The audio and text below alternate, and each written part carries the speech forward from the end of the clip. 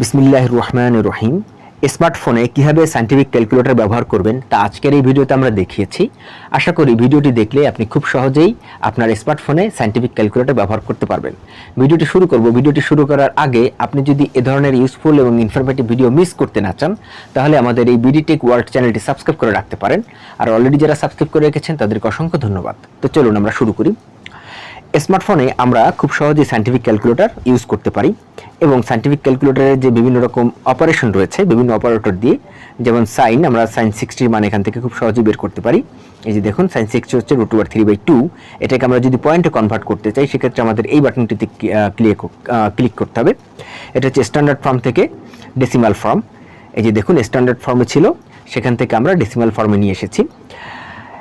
এখন পয়েন্টে আমাদের নাম্বারটা চলে এসেছে। এখন এই যে ক্যালকুলেটরটা রয়েছে সেই ক্যালকুলেটরে আপনারা সায়েন্টিফিক ক্যালকুলেটরের যে সুযোগ সুবিধাগুলো রয়েছে সব কিছুই আপনারা পাবেন। এই যে আমাদের এখানে মড রয়েছে, মডে ক্লিক করলে আপনার মডের বিভিন্ন রকম যে অপশন রয়েছে সেগুলো আপনি পাবেন। এছাড়াও এখান থেকে আমাদের সেকেন্ডে যদি আমরা ক্লিক করি, আমি আবার দেখাচ্ছি, এখান থেকে এই বাটনটাতে ক্লিক করতে হবে। এই বাটনটাতে ক্লিক করলে আমাদের অন্যান্য যে অপশনগুলো রয়েছে সেগুলো এখান থেকে খুব সহজেই পাওয়া যাবে।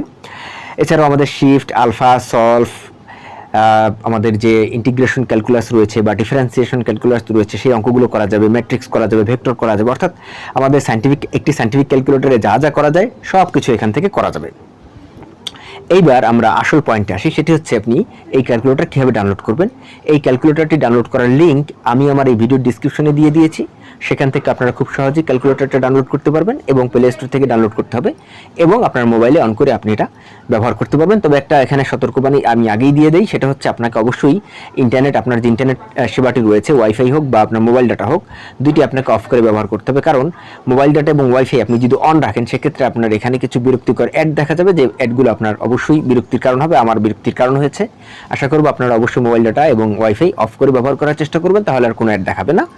এই ছিল আজকে ভিডিও। আশা করি ভিডিওটি অনেক ভালো লেগেছে। ভিডিওটি অনেক ভালো লাগলে অবশ্যই লাইক করবেন, তাহলে আপনার মতো যাদের এই সায়েন্টিফিক ক্যালকুলেটর ব্যবহার করা প্রয়োজন তাদের কাছে ভিডিওটি ইউটিউব অ্যালগরিদমের সাহায্যে পৌঁছে যাবে এবং বেশি বেশি করে শেয়ার করবেন।